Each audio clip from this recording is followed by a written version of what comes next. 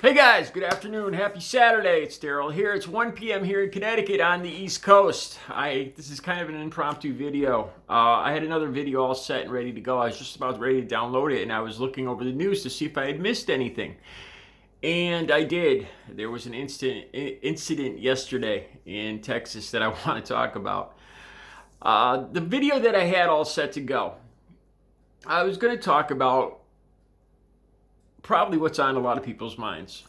Growing anxiety about what could happen Tuesday, what's going to happen Tuesday. In this other video that I might download or I might not, I was talking about looking over just what the possibilities are. I also talked about my walk this morning. I had taken a walk as I do around town every day. And I saw, these are two houses that I saw. One house I walked by every day, and it had a big Trump sign out in front. Now, for Halloween, it still had the Trump sign out in front, and it had ghosts and all sorts of stuff on the porch, the front porch. It's a big, it's an expensive house, probably $300,000-$400,000 house. And it had like one of those cemeteries out in the front yard on one side, for Halloween.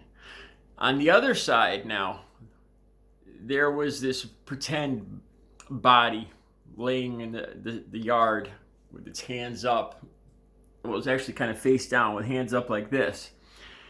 Behind it, right on top of it, was a pickup truck with Trump flags waving. Well, not waving, but sitting in the back of the bed.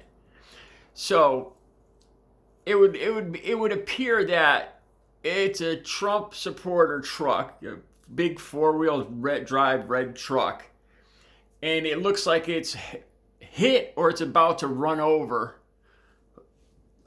some kind of pedestrian laying in the yard like this, all dressed in black with his hands up.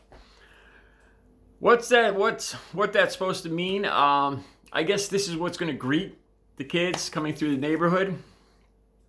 That's not the only one.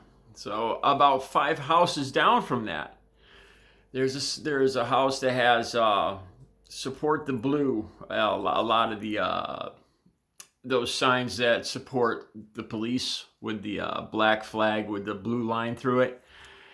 And I think it said there's a sign that says "No peace without police." And as you walk by the house, there's a side door, and there's a big cutout Trump, full-size Trump cutout, and he's got a full-size Biden bent over in a headlock like this. Where they got this, I don't know. It's an actual. It looks, it's like an actual full-size cardboard cutout. I'm not sure if Biden came along with it or how they got the Biden bent over like that. If they superimposed the faces on it, it looks pretty real.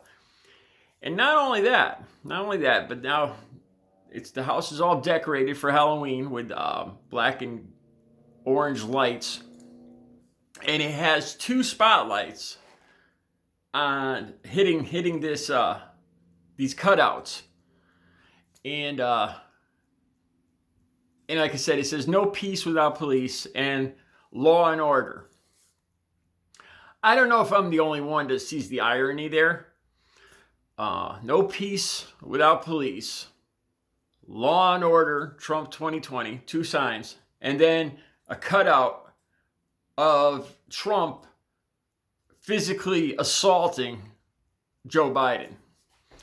And it's all ready for Halloween. I assume they're all set. It's another house that has the ghosts in the bushes, the little hanging ghosts and ornaments. So I assume they're going to have kids going up with Trump, a nice cutout. And it's got all the lights on it and everything, so everybody can see it. Donald Trump beating on Joe Biden. So this is what my video was going to be about. And, the growing anxiety. Because I started thinking about this. Not only if it's a very close race, there might be problems with the possibility of Trump declaring himself a winner before the votes are counted. But what if Trump wins outright by a large margin? There's going to be a lot of unhappy people on either side. If Joe Biden wins by a very, very large margin, people were initially talking about how Trump would have to concede and that'd be the best thing. But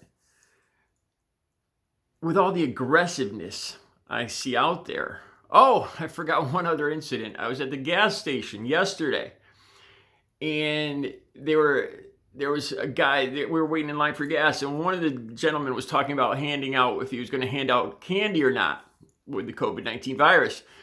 And he said, well, maybe I'll just hand them out to the kids that say support Donald Trump. I'll just hand out candy to those kids and not to the other kids.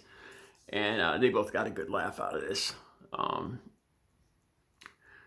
So this is what we're looking at coming up to Election Day. All right. So then what I found in the news from yesterday, how Joe Biden's truck got ambushed by a group of flag-waving Trump supporters in pickup trucks that blocked the Biden bus going from San Antonio to Austin, Texas yesterday and forced it off the road. I think the Biden bus pulled over to avoid any, this is all over Twitter now, people's videos of what happened. And I guess the Biden bus pulled over.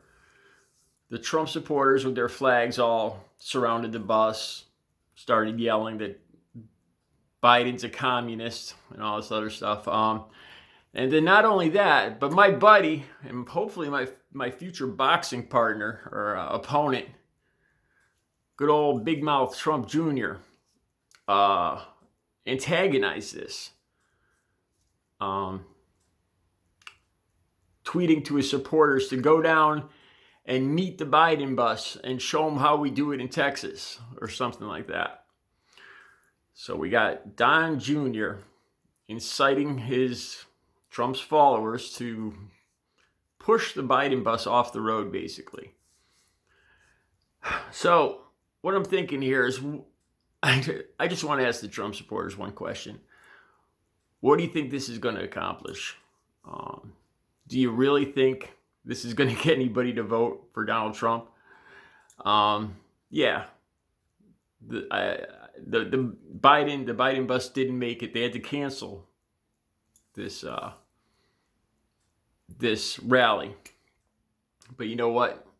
I think what the Trump supporters did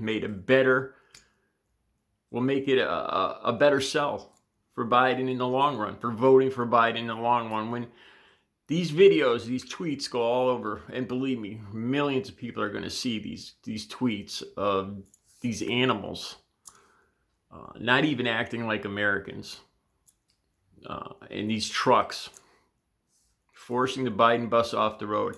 Do you really think there's any undecided voters out there? They're going to see this and want this for 4 more years? After what we've been through in this last year, with the division of this country, do you really think that's what undecided voters are going to want? I think in the long run, you just got a lot more Biden voters by doing that. And turned up the anxiety even more across the country. And divided the country even more. It's sad. It's pathetic, man. I really think that Americans are better than this. I didn't think one man and his family could tear this country apart like they have. All right. That's all I got to say for today. You guys have a good Saturday.